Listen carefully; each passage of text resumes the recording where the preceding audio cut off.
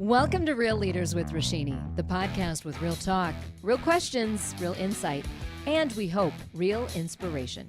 For real. We're at Capitol Grill in downtown Minneapolis. My guest today is Matt Birk, Super Bowl champion and CEO of Matt Birk and Company. Matt, so much to get into. Thanks for being here. Oh, it's my pleasure. Thank you. All right. It is a big moniker when you are called a Super Bowl champion, and a lot of people know you as a former NFL player. What are some of the big lessons you take from that part of your life? Well, boy, a lot. I mean, my career was 15 years, which is a great blessing. I didn't come in as a first-round draft pick as somebody who was just, successful in the NFL at day one. I mean, I spent 2 years as a backup and really having to fight every single day for my professional life. And I think that's a really interesting part of your story. Yeah. And maybe not a lot of people realize that when they look at the successful career you went on to have. So take a moment and kind of share with young people out there about not giving up. Yeah, definitely. I think it's just our tendency. We look at people that are successful and we think, wow, it just must be easy for them. And that's kind of what I thought in the NFL. I'd look at the veterans and I'd say, wow, they've been doing this for 5, 6, 10 years, and they don't seem stressed. And if I could just ever get to that level, it'll be easy.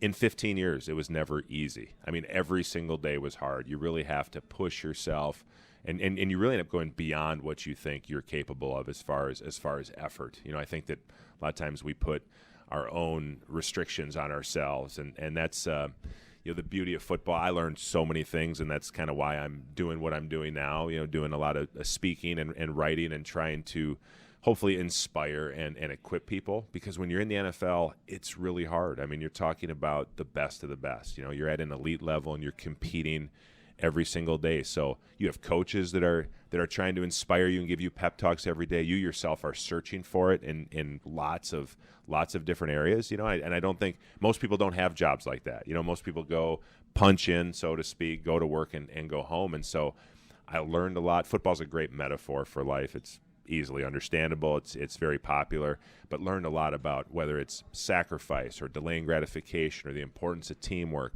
All these things during my career, and so I just felt called to share that with other people, because not a lot of people get to experience it. Beyond the Super Bowl ring, you were the 2011 Walter Payton NFL Man of the Year.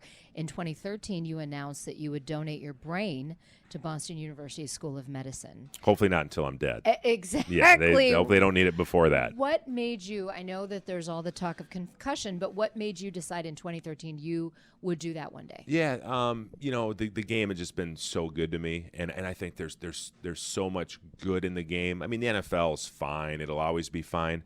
But to me, it's important that we learn as much as we can. We make it as safe as we possibly can for kids. I mean, we have 2.3 million kids playing tackle football. That's grade school. We have 1 million high school kids playing football, and these are 99.9% boys. Football to me is not a sport. Football to me, and why it's important and why it needs to survive and thrive, is that it's really an institution for forming men. Those things that I just mentioned a minute ago.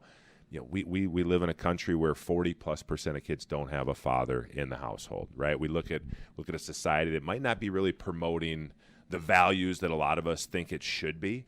And somebody who coaches football, particularly high school football, they're not doing it for the money. Unless you live in Texas, you're not getting paid anything to do it, right? They're doing it because they want to positively impact young people. And for me, I grew up in a house with 2 great parents, stable, great community, all that. But even I, as a high school kid, my parents would have me, make your bed, pick up your shoes, do this. I didn't do any of that. But if my football coach, whatever he told me to do, I did it, to a T, right? He gave me to do 20 things a day. And so that's why football is important, because it's a great place. Not every kid has that support at home. Not every kid learns in the classroom. You drive by a football field, you see a coach running a football practice. He's not teaching them football. Really, he's teaching them about his life. And that is such a strong statement coming from you.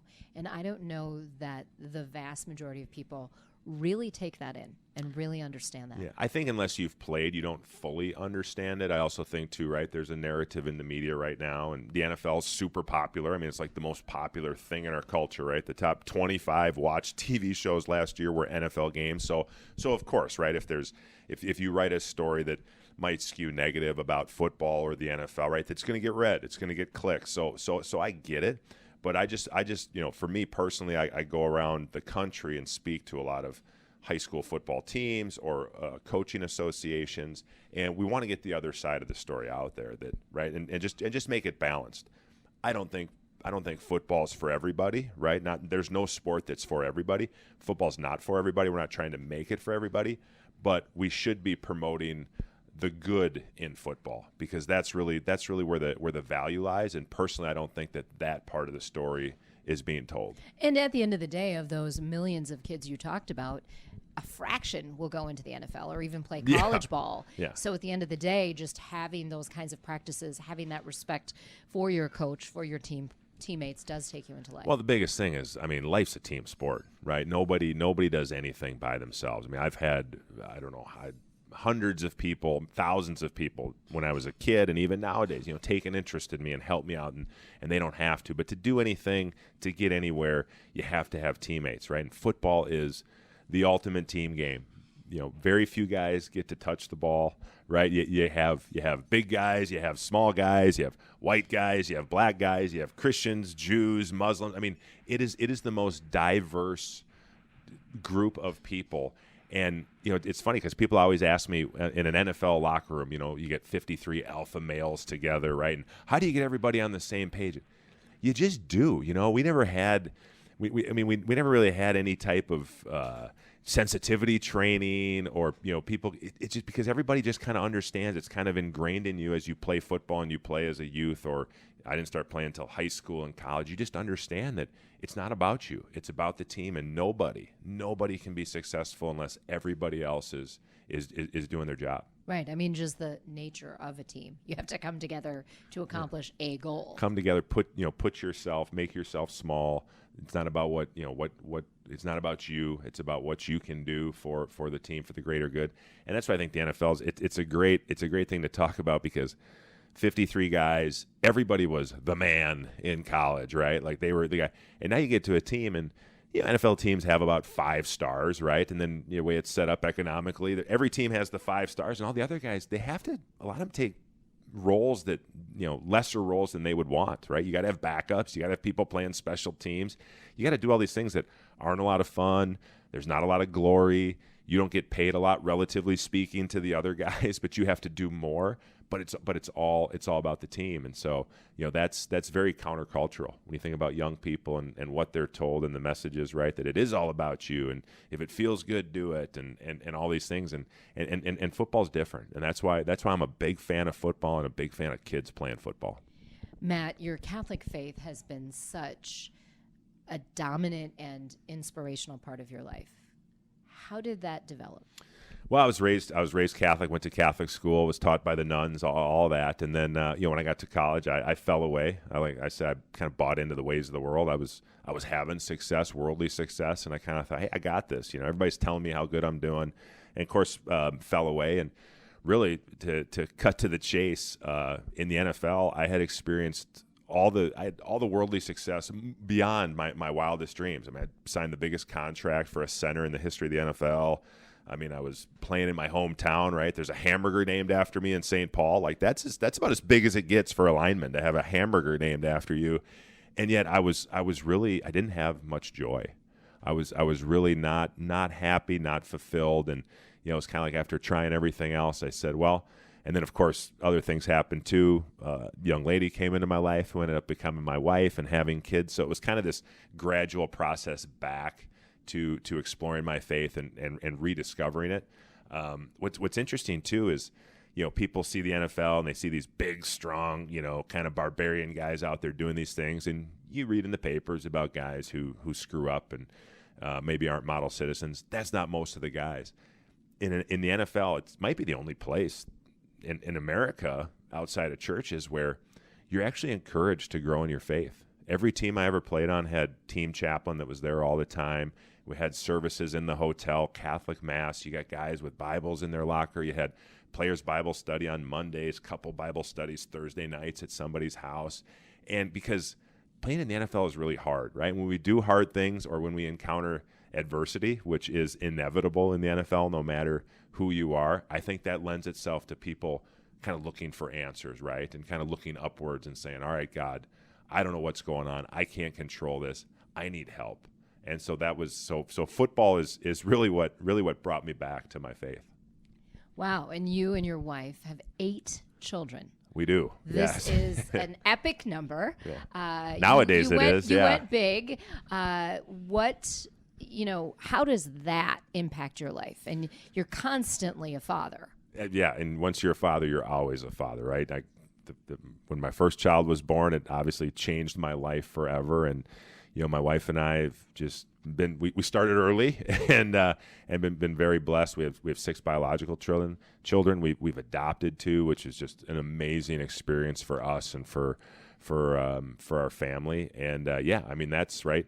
It definitely keeps me grounded, right? I mean, try to do all these things with business, but at the end of the day, I can't fall short at home, right? I have a wife and 8 kids who are dependent on me to be there, to be present, and to be definitely not going to be perfect, but to be pretty good at that job and give them what they need. Which at the end of the day is really, it's the biggest thing is just give them time, right? Just give them time. Is that your biggest advice to dads out there, regardless of how many kids they have? Be there and be present. Be present, right? I mean, you're never gonna answer all your emails or return all the phone calls, and that's okay. But this time you have with your kids, right? I mean, you want to talk about investment. I mean, what you do with them now and the quality and quantity of time you spend, that's what's going to pay dividends down the road, and you're never going to get this time back. And I mean, I just know I don't want to. And maybe it's because of my faith, but I'm very cognizant. I remind myself every day that I'm going to die someday. And I don't want to look back and say, well, I wish I'd have spent more time with my kids. I don't mind if I don't think anybody, the old adage, no one's ever on their deathbed, so I wish I would have worked more, right?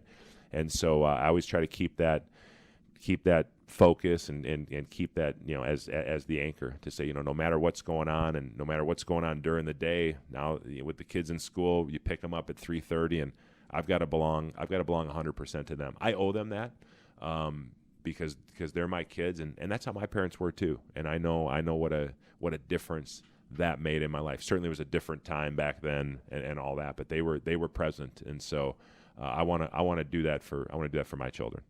2019, a big year for you. You launched a faith-based high school, Unity High School in Burnsville, Minnesota. Tell us about that. Yeah, well, it kind of came about. I've been involved with education for a long time. When I played, I'd visit a lot of schools, and then we started a foundation in 2002 and did a lot of different things. But now having kids going through the system, you kind of see that the education system is pretty antiquated. We still heavily reward memorization and regurgitation. And like for me, I was kind of built for that. That's just, I can read something, remember it, put it down on a piece of paper. But nowadays, that skill is not very useful, right? I mean, in the world, as you go out post-education and try to make your way, whatever career you're in, that's not useful. The other thing, too, is we're so hyper-focused on testing, right? We've tied funding to testing, and again, we're not cultivating useful skills. And then you look at, well, how are the students doing, right? We have unprecedented levels of anxiety, depression, suicide in our young people. And so it's like we kind of took a step back and said, wait a second, we can do better. So at Unity High School, we're a Catholic high school first. Second is we're affordable. And the third is our model's a little bit different, where we're a liberal arts curriculum. And Monday, Tuesday, Thursday, Friday, we do that. But on Wednesdays, we call it Real World Wednesdays. And we have things. We have a virtuous leadership course. We have an ethical entrepreneurship course. Not from a business standpoint necessarily, but that everybody's an entrepreneur of their own life. So how do you do that? We're trying to cultivate creativity, social emotional intelligence, communication skills, and character. And these are the things that, and character really speaks to relationships, right? Character is the good in people. So if I can identify, we break it down. If I can identify the good in myself and I can then see the good in other people, right, that's a much better place to start than finding what's wrong with myself or what's wrong with other people. And kids today in social media, where we're constantly comparing ourselves, but now we can start to build relationships on character, which are good wholesome relationships that can be productive and positive in our lives. Our young people have a very hard time with relationships and friends these days because they're digital creatures, right? They don't know. I mean, high school freshmen, they don't know a time without the iPhone, right? So it's different. So we really need to intentionally cultivate these things that you and I, when we were growing up, it just happened because it just naturally happened because that's how our life was, and that's our model, that's our philosophy, and we're very excited about it. We're a new school, which is always a little bit it's kind of a tough sell to families, like, hey, love what you're doing, but we're going to pass because this is my kid and you're not. I'm obviously I'm not an educator by trade, right? I'm a football player, but we're definitely we're doing it. We opened in the fall of 19 and we're progressing, and I'm excited to see where this goes and the fruit that it bears. My hope is that if we're doing good things, that maybe we can show the whole world, that education needs to change and how we can be better, because I just think currently right now there's too many kids that we're doing a disservice to, that just this old model is just not working. Well, at Real Leaders with Roshini, we can really get behind Real World Wednesdays. Real Let me tell you, I like the name. What is one of those real things you want adults to look at themselves first as a way to then turn around and inspire or help young people? Yeah, I think that right now it's so many young people, because whether it's because of a broken home or the busyness of life, right? They just don't get enough attention from adults. And I don't care if you're talking about, inner city or affluent suburbs, right? I mean, I think kids are just craving time, human connection. We are relationship creatures. We are about connection, and that's why the mental health of our kids generally is not very good right now in our country, because there's so much time is spent in front of the screen. They crave that. I tell adults all the time, you just need to be present. You don't need to be a football player or think you don't have to have it all figured out or uber shower them with successful. gifts even. Right, just go. And I mean, right, that's the most precious thing we can give people, especially in today's day and age, is the time. Like, not have the phone on you, leave it in the car or turn it off or whatever, and just give them the time and just talk. Don't have a pre-planned agenda or anything like that. Ask questions and really listen. And as basic and simple as that sounds, I think that's missing from a lot of our world and a lot of our relationships today, is just being there and being present, being focused, and giving someone your time. You are doing a lot of things. You and your wife together are doing a lot of things. What do you do to just unwind and have fun? We do date night once a week. We hit it most nights, and we don't go far. We have a spot that's 2 miles from the house. It's the car can drive itself there, but the two of you. Just the two of us sit down and just do this, just talk, reconnect. I mean, there's times where with 8 kids and sports and jobs and everything going on, I'll be like, hey, remember 5 days ago, like, you were going to tell me something? And then we get, what was that? And it's just simple. But yeah, it's important to just obviously be caught up, to reconnect. And we talk about the kids for a little while, and then we don't talk about the kids anymore. Because the kids are 8 kids, ages 3 through 17. They take up most of our time and energy and thoughts. And so it's important that it's about us and our relationship. And because if that relationship isn't right, then nothing else is going to be right with the kids or with work or anything else. I think that's been important for us to make sure we prioritize that and no matter what, have that, unless it's an act of God, that a date night once a week to just be with each other. If there were a theme song for Matt Birk's life, what would it be? Gosh.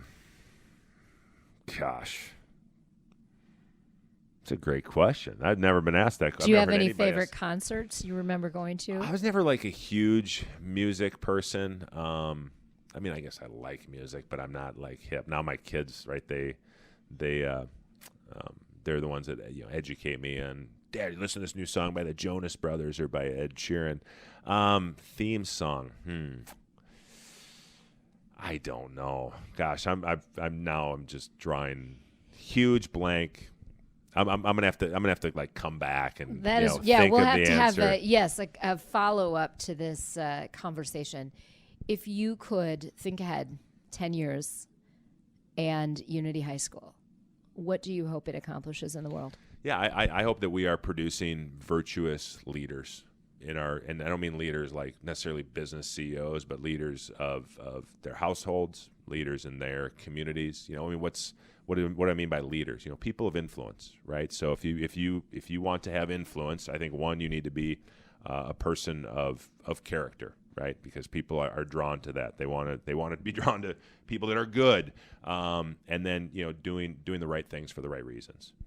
That's really what our goal is to produce these virtuous leaders. And we think that certainly I would expect most of our students will go on to college. I think some of our students will go into the workforce. I think some will go into the military. And our philosophy, our belief is there's equal dignity in all of those things, right? That's the other thing too, is as a society, it seems like we've kind of said every kid should go to college, and you got to do this, and you got to do this, and that's not the path for everybody else. And really, what the dignity is, and what we were created for was to work. And it doesn't matter where that is or what. If you're getting up every day and you're going to work and you're making a difference, that's success, right? That's what you're supposed to. That's what you're supposed to do. So yeah, to produce these virtuous leaders, and then hopefully, I don't know, somehow, some way that other schools take notice. And this model, I don't think it's not hard to replicate or to scale. It's just a little bit of a change in thinking and kind of reprioritizing what is actually important for our kids.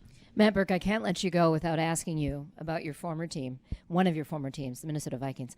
In the modern era, will they ever get to the Super Bowl? Well, the law of averages would say they have to, right? Like sooner or later. All I know is this. I was fortunate to be on a Super Bowl team in Baltimore, and the thing that I totally didn't expect, didn't know, but I mean, when you play, you definitely appreciate the fans. You do, but you're really focused on what you're doing, and there's pressure, and it's like you appreciate. It's like, oh yeah, hey, thanks, but then I'm going to go back to doing my business. When we won the Super Bowl in Baltimore, it was incredible how that bond felt with the fans. At the parade, and you go out. It was almost like we did this, right? And Baltimore won in 2000, won it again in 2000. So it would have been 12 years, right? And they got to experience it for a second time. A little bit of embarrassment of riches, right, if we're Vikings fans. When the Vikings do win the Super Bowl, and hopefully it's in our lifetime. Exactly. That's what I'm hoping. It's going to be like even better for us. And I'm a fan. I played for 11 years there, but I was a fan before that. I'm just a fan after. That's all I am. It will be like even better than you can imagine. Like it's inexplicable. And so hang in there. I would just say to Vikings fans, if it's this year or if it's 20 years from now, it's worth it. On that note, thank you, Matt Birk. A pleasure chatting with you. My pleasure. Until next time, keep it real.